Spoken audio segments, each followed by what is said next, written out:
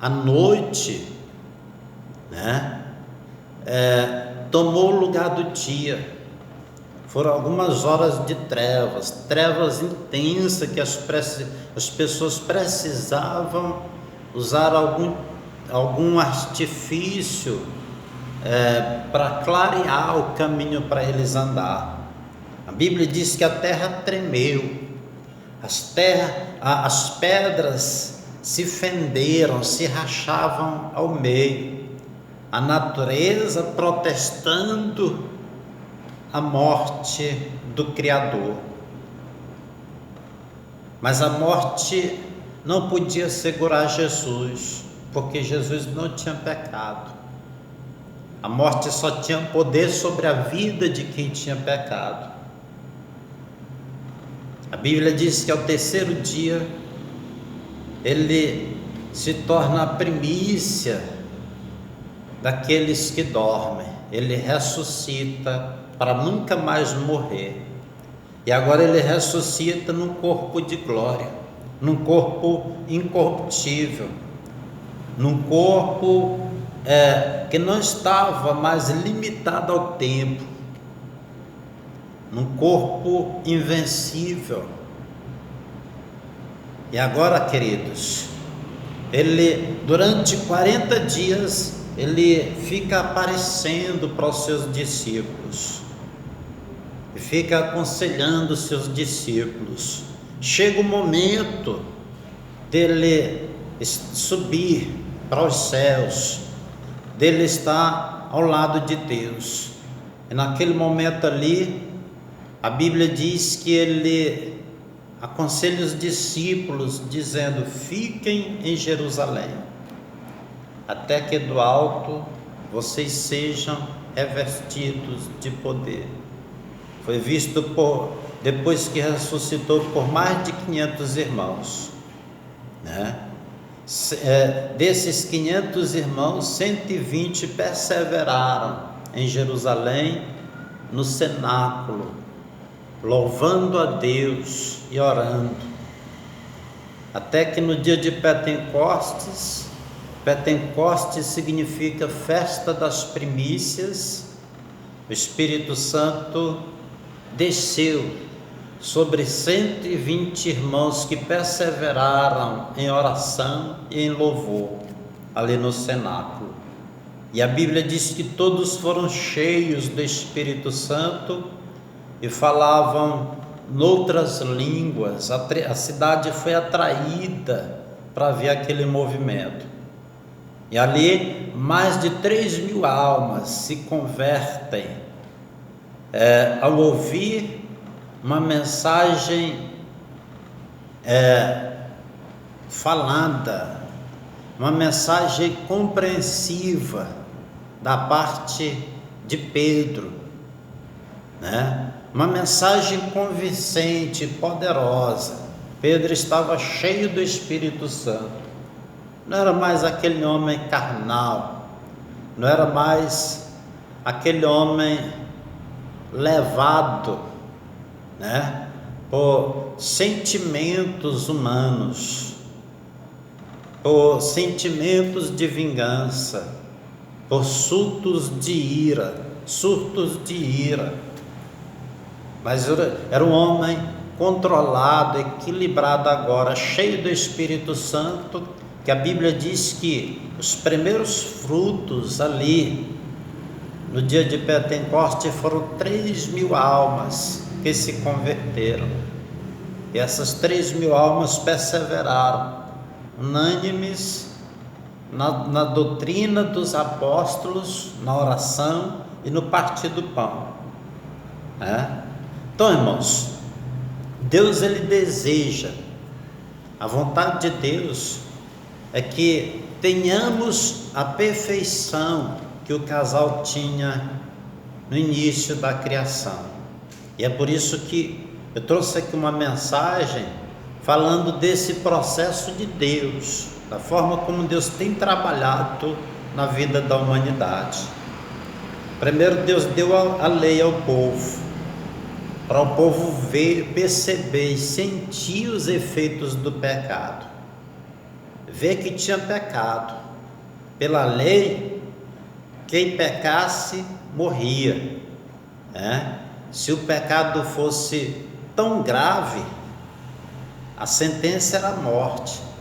Se existisse como reverter a causa daquele pecado, levava-se um cordeiro, um sacrifício, para que o pecador fosse redimido, né? E aí, quando Jesus vem, aí Jesus, ele, o Salvador do mundo, ele traz uma mensagem de restauração, uma mensagem de vida, uma mensagem diferente da mensagem do ensinamento dos escribas, dos sacerdotes, dos fariseus. Uma mensagem poderosa. As pessoas diziam: ele ensina com autoridade de Deus. E era tanta autoridade, né, que não era só palavras, mas milagres. Os cegos viam, os mortos ressuscitavam, o coxo andava, o cego via, o paralítico era curado, o leproso era purificado, e os milagres estavam presentes na vida e no ministério de Jesus e daqueles que o seguiam, na vida dos discípulos, né? Deus já tratando com o ser humano esse processo de restauração, Deus querendo levar o ser humano ao mesmo nível, ao mesmo patamar de perfeição, de santidade e de pureza que o casal, que o homem e a mulher tinham lá no jardim do Éden. Deus querendo restaurar a sensibilidade espiritual da mulher. Quando essa sensibilidade espiritual da mulher é restaurada, irmãos, a mulher, ela é uma mulher sábia que traz edificação para a sua casa. Ela não traz destruição, ela traz edificação, traz proteção, tem cobertura de oração. Ela é incansável e imbatível. Ela se torna um radar. Ela passa a ter um radar espiritual de Deus contra os ataques do inimigo, para que não seja atingido o seu esposo, para que não seja atingido os seus filhos, para que a sua casa esteja intacta, protegida por Deus, né? Quando a vida do homem é restaurada, o homem não vive mais em guerra uns contra os outros. O homem não busca mais os seus interesses. O homem não é mais dominado pelo amor ao dinheiro, mas ele é regido, passa a ser regido e dominado pela vontade de Deus, né? Então, nesse processo, veja que primeiro Deus deu a lei, depois Deus manda Jesus, o Salvador, a lei para mostrar que tinha pecado, para o povo de Deus sentir os efeitos do pecado, e é por isso que tinha um preço, né? Jesus vem para restaurar, para salvar o pecador. E quando Jesus entrega a sua vida, Jesus diz: está consumado. Eu sou a salvação, eu sou o caminho, a verdade e a vida, eu sou a porta, né?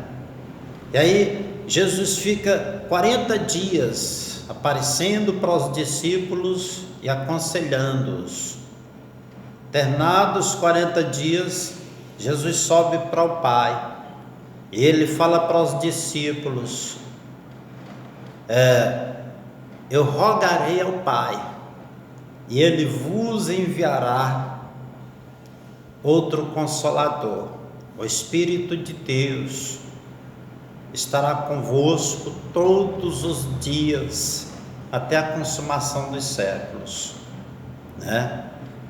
Pai planejou a salvação, Jesus consumou a salvação, e nós temos o Espírito Santo hoje que opera a salvação. O Espírito Santo está conosco, operando a salvação. Aí quando a gente olha para os aspectos do Espírito Santo, Romanos 8:26, o apóstolo Paulo diz que ele é o nosso ajudador. O Espírito Santo, ele nos ajuda nas nossas fraquezas, né? Então, para que o Espírito Santo seja mais intenso na nossa vida, irmãos, nós temos que cultivar a fé, nós temos que buscar a fé. A fé, ela é adquirida por uma busca de conhecimento acerca de Deus. A Bíblia diz que a fé entra pelo ouvir, e o ouvir a palavra de Deus. Venha para a igreja, né? Ouça a palavra de Deus, leia a Bíblia, ore, busque a presença de Deus, e Deus vai aumentando a tua fé. A Bíblia diz que aquele que de Deus se aproxima, creia. É necessário que essa pessoa tenha fé e creia que Deus existe, porque sem fé é impossível agradar a Deus, né? O que é a fé? A fé é o firme fundamento das coisas que se esperam, é a prova daquilo que se não vê. O cristão, ele não precisa tocar, né, para esperar. O cristão, ele não precisa ver para acreditar que Deus já fez um milagre na sua vida. Ele só tem a convicção, ele só tem a certeza, ele só crê, e quando ele tem essa convicção, tem essa certeza, essa esperança de que aquilo que Deus prometeu, Deus vai fazer na sua vida, né? Quando ele tem essa convicção, fé é a certeza das coisas que se esperam. Fé nos diz assim, a fé é o firme fundamento das coisas que se esperam e a prova das que se não vê, né? Você já pensou? Firme fundamento. Ninguém faz eu deixar de acreditar que Deus vai fazer isso na minha vida. Ninguém vai impedir que o milagre já tenha acontecido na minha vida pela fé. Assim é na vida de quem tem fé, irmãos. E o Espírito Santo, além dele ser o nosso ajudador, nós temos que entender que nós recebemos o Espírito Santo no dia em que nós aceitamos a Jesus. No dia que nós, a partir daquele dia, no passado, que nós cremos na palavra de Deus e a gente decidiu dar um passo à frente, né? A gente decidiu congregar. É certo congregar, o crente tem que congregar.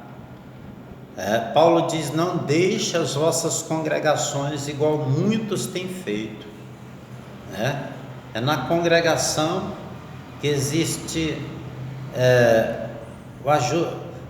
o ajuntamento dos santos. É na congregação que nós oramos de forma coletiva, que nós aprendemos de forma coletiva. É um lugar reservado só para isso. O lar, a casa, é um lugar que a família convive e às vezes guerreia para ter um momento devocional. Na igreja não. Na igreja existem todas as programações, tantas vezes por semana, em determinados horários, sabe?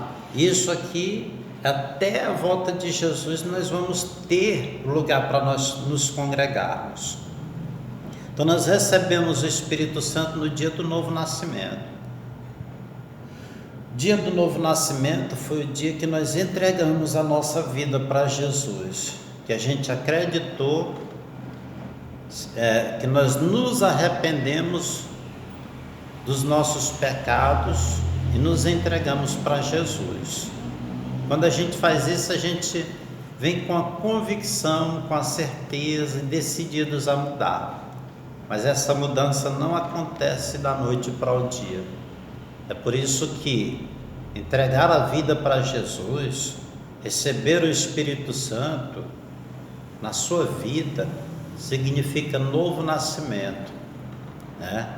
Quer dizer, nascer de novo. É um começo de vida. E todo começo de vida de uma criança, essa criança é inocente, ela precisa aprender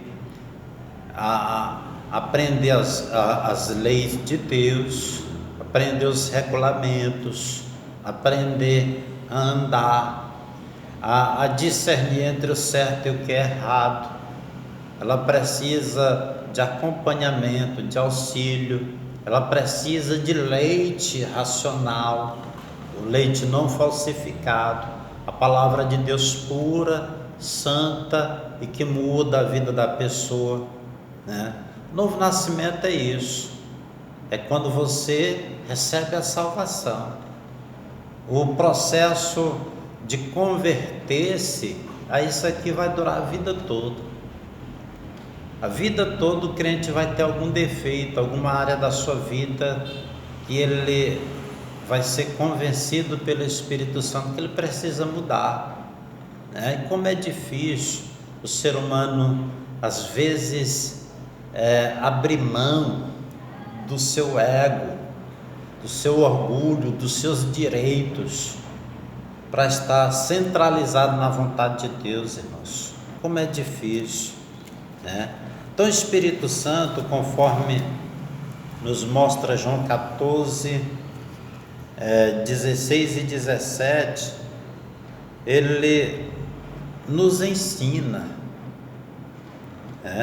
quando aceitamos a ação do Espírito Santo, aí nós começamos a gerar o fruto do Espírito de Deus na nossa vida, do Espírito Santo de Deus na nossa vida, né? E que fruto é esse que nós começamos a gerar na nossa vida?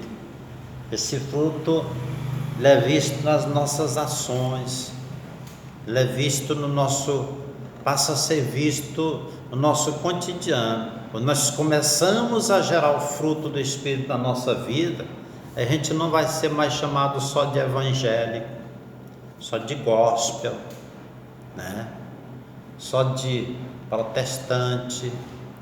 Nós vamos começar a ser chamados de cristão.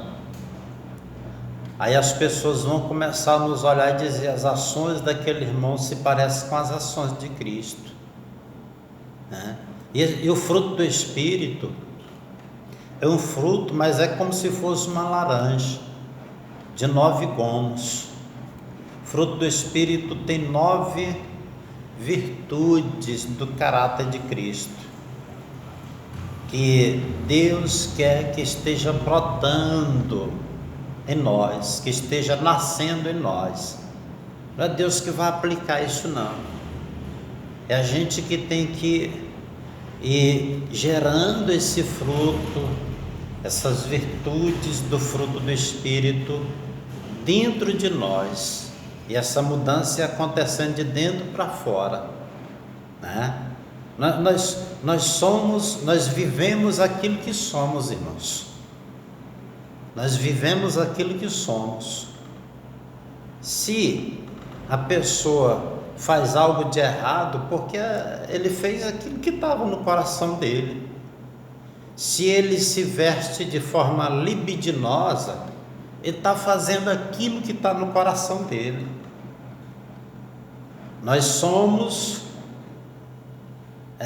Nós vivemos aquilo que nós somos. É por isso que a Bíblia nos diz que a partir do momento que nós recebemos o Espírito Santo, existe uma guerra entre carne e espírito. Existem as obras da carne e as obras do espírito. As obras da carne, ela quer nos afastar de Deus. As obras do espírito quer nos aproximar, nos tornar mais íntimos, mais próximos de Deus e mais constantes em Deus, né? Então, o fruto do Espírito, dentre as 9 virtudes do fruto do Espírito, uma dessas, a principal virtude, primeira, é o amor.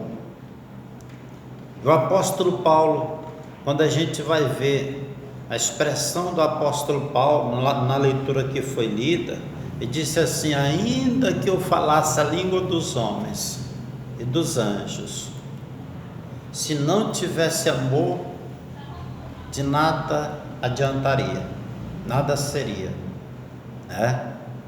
Aí você vai ver essa mesma expressão do apóstolo Paulo sendo usada em letras de músicas, às vezes até de pessoas que não voltaram seus corações, as suas vidas, não se converteram ao Deus da palavra, né? Mas numa busca de direitos até para pecar, eu lembro de um cantor famoso, da banda conhecida como banda Legião Urbana, fez muito sucesso na década de 80. O nome desse cantor, ele era líder e vocalista dessa banda, era Renato Russo. Esse cantor, ele era homossexual e ele morreu de AIDS.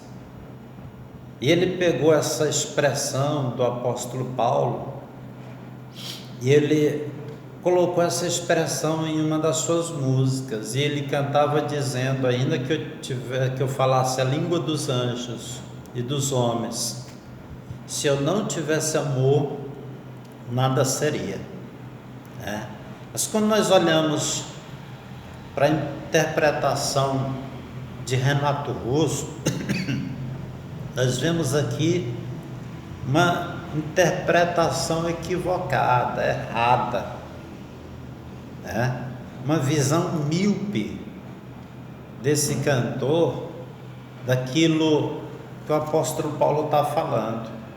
Renato Russo é que ele relaciona o amor que o apóstolo Paulo está falando ao amor eros, ao amor paixão, sexual, né?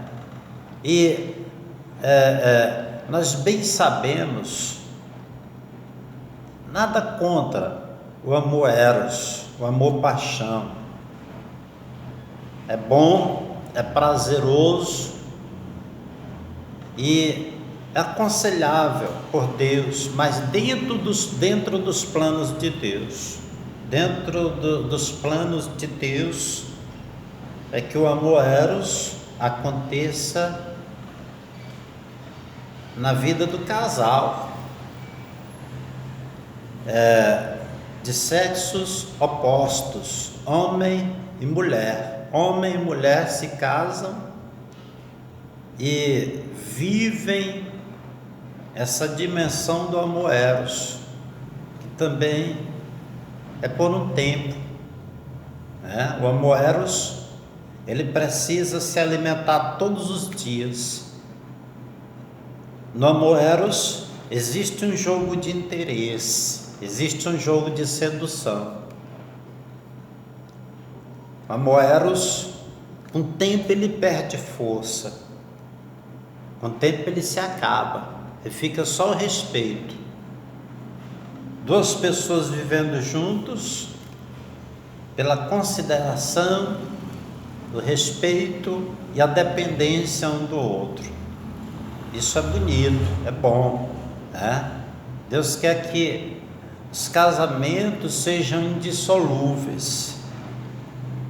Mas quando o amor eros parte para prostituição, para relação de sexos iguais, homem com homem, mulher com mulher, aí não está dentro dos planos de Deus, né? Não está dentro dos planos de Deus. E é diferente do amor que o apóstolo Paulo está falando aqui. Eu tenho que falar para os irmãos e classificar. Quando a gente usa o termo amor, ele é classificado pelo menos de 3 maneiras: amor verdadeiro, amor de Deus, é conhecido como amor ágape, é o amor que o apóstolo Paulo está falando aqui, é o amor que tudo sofre, que tudo crê, que tudo espera, né? Que não espera nada em troca, é o amor que se doa incondicionalmente, o amor que está sempre disposto a dar uma próxima chance ao transgressor. Esse amor é o amor de Deus. Deus é amor, irmãos. Deus é amor e Ele quer que sejamos amor. O amor eros, quando nós expressamos, ou melhor dizendo, o amor ágape, quando nós expressamos o amor ágape, o amor verdadeiro, o amor de Deus na nossa vida, que está voltado para Deus e para o próximo, quando nós amamos ao próximo assim como nós amamos a nós mesmos, né? E aí, nesse momento aí, esse tipo de amor, é esse tipo de virtude do fruto do Espírito, do caráter de Deus, que Deus quer que estejamos gerando, que Deus quer que estejamos reproduzindo nas nossas ações.